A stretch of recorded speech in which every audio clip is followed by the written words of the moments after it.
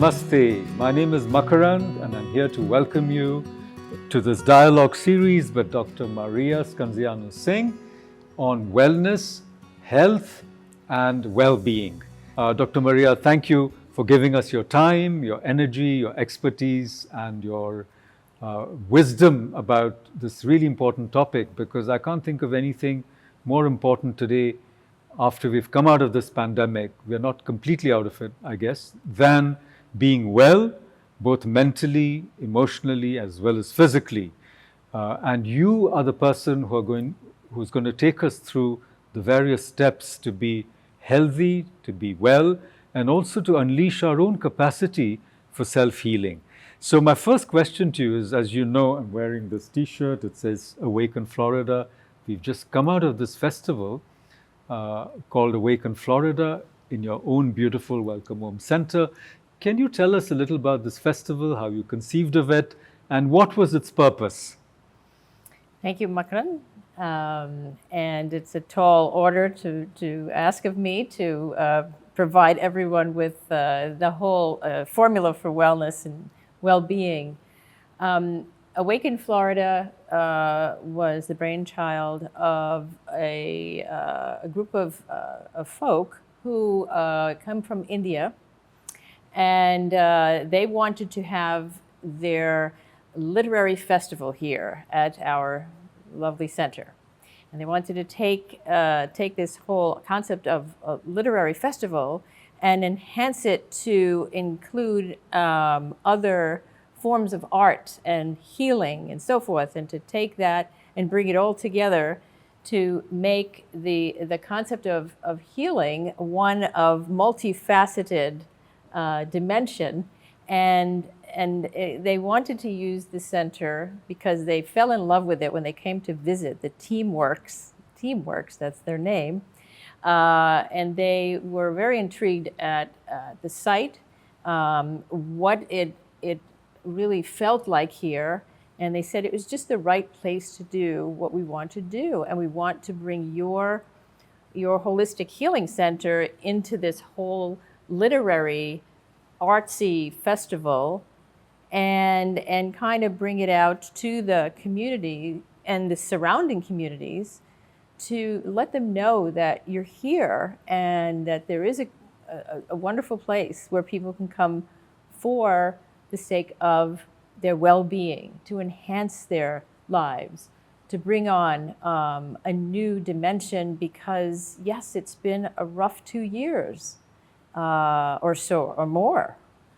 And we want to awaken everyone to this. And hence the name, Awaken Florida. And it came as a welcome name, and everybody loved the idea. So here we set to have a 3-day festival, which turned out to be spectacular. Thank you. As a writer and as a professor, I've been to many festivals myself.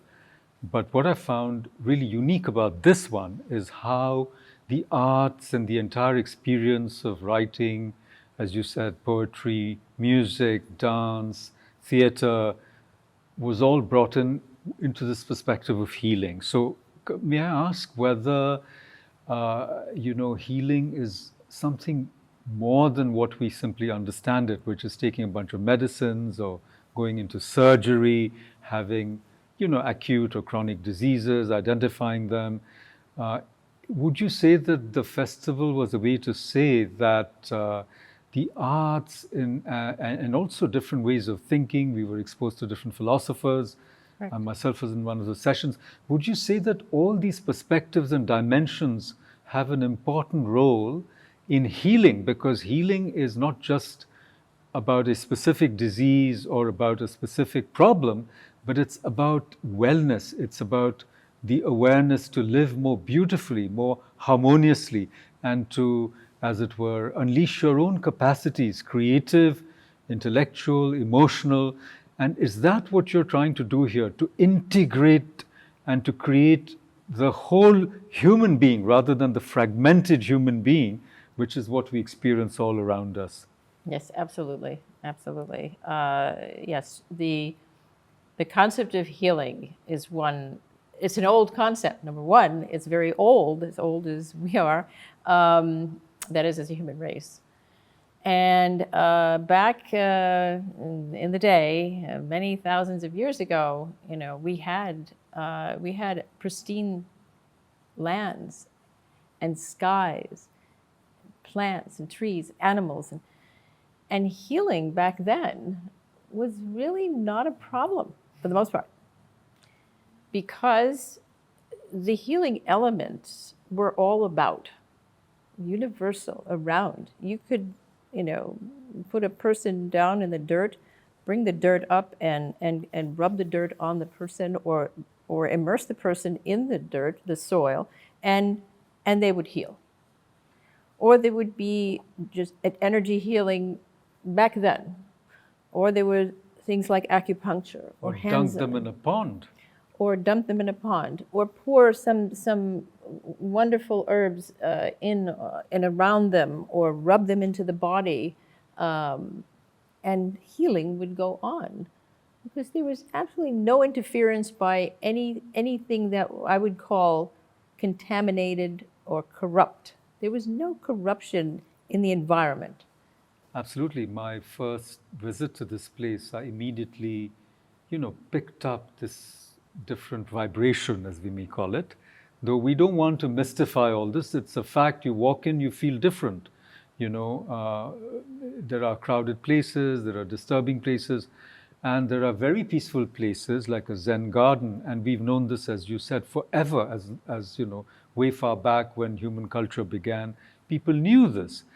But I see that, when they were picking a place to stage Awaken Florida, when they decided, in fact, I was one of the people who were scouting for places as well. I mean, there was no question in my mind that this was the appropriate place, because it's actually a miracle what you've created here. But we'll come to that later. The follow-up question I had was what Dr. Singh, your husband and partner, told me, that this was sacred ground of the Indians at one time. There are springs and caves and other artifacts here, which suggests that they were very aware of the possibilities of this environment. And in a way, Awaken Florida was acknowledging sacred ground. We acknowledge the presence of these ancestors, and we invoke them. We want their blessings once more to return to a reverence for natural things, for the earth, So I want to congratulate you for this, wonderful accomplishment. Now I want to ask you a related question, because in your books you have this formula, awaken, educate. But before we come to that, so is this title Awaken Florida? Like, what was the intention behind it? Are we all sleeping, would you say?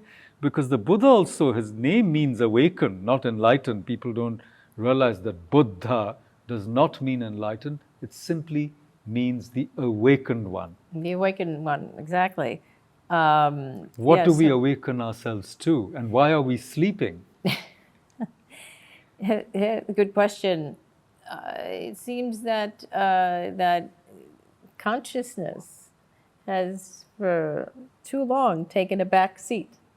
There's been more of this unconscious layering that has happened. So it's like almost like the consciousness is buried for so many. It's been buried by this so-called progress. Progress, to me, would mean that we are enhancing our consciousness, enhancing our knowledge of the universe and all that it has and all that it does with us, and just to keep that balance, which is what health is all about. So if we have it in the sleep mode, in the really in a state where it's sort of hibernating, and then on top of it there are these layers of newer inventions and more inventions, and this is good because now we can see more with this light. Now we can go faster with this car, and we can go faster with this device that goes faster than the fast device. And we keep going with this, and we want to go faster, have more, and it seems that continuous rate, that continuous cycling of more and faster is taking us further and further away from the consciousness, which is really that connection we have with our universe, and it's kind of burying it. And in that burial, we're in a state of slumber. We're just not awakened. We are not awake, and we're not awakened to the beauty that life is, that our entire scope of, which is vast, which is infinite, we're essentially asleep. And our consciousness is smothered under these layers and layers and layers. And as you're suggesting, we're getting dehumanized, we're becoming cyborgs, we're all wired up, and we're losing our sensitivity. We're becoming incapable of appreciating the beauty around us. And when we are insensitive, we are not only insensitive to other people and other things, but to ourselves. And then, correct, in a way, our energies are turning against us. And that's what's making us sick and anxious and depressed. And Awaken Florida was a way to connect back with our source and to create an atmosphere of compassionate support and affirmation so that people flower and nourish one another as we were meant to. Would you think that that was what the one of the goals was? Yeah, the mission of Awaken Florida to have people, yes, tap their real deep sources, which should be really coming to the fore, should be more visible, exposed, if you will, felt, sensed. Losing our sensitivity is a problem. We do that when we pick up our cell phone, when we choose to use that kind of technology, wireless technology, which has definitely caused such tremendous disconnection from the consciousness. It is totally out in a higher layer, so that it's so far out from that consciousness. It's going to take quite an effort to bring that consciousness out with this, which I consider like an obstruction to the senses, that we live our lives with. If you lose that sensitivity, and you do when you turn to an artificial means for everything. If you using this device as a companion, as a source of all reference, a source of information, communication entirely, the smoke signals. And a substitute for healthy activities. The smoke signals, they work. They work. And, other means of communication, going to someone's home, knocking on their door, or even inviting when to wake up, they tell you, stand up, go here, go there. It's like you've become, an entity out of touch with your own needs. Your apps. How many apps are on a phone? How many could you put on your phone? Let's have a contest, and I mean, you can have so many. And again, it's the drive, it's the pressure to do it that's happening. And for those people who are actually bringing that on, they themselves are unconscious.